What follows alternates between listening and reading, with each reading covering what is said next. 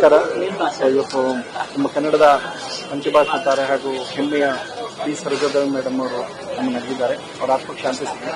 So ಬೆಳಗ್ಗೆಯಿಂದ ಅವರು 4-5 ಸಲ ರಮಾ ಅಮ್ಮ ಅವರು ಒಂದು 5-6 ಸಲ ಫೋನ್ ಮಾಡಿ, ನಾನು ಲಾಸ್ಟ್ ಸಿನಿಮಾಲಿ ಅಮ್ಮವ್ರು ಬಹಳ ಪ್ರಮುಖವಾದ ಪಾತ್ರ ಮಾಡಿದ್ರು ನಿರ್ವಹಿಸಿದ್ರು. ಅವಾಗಿಂದ ಒಂದು ಆತ್ಮೀಯತೆ.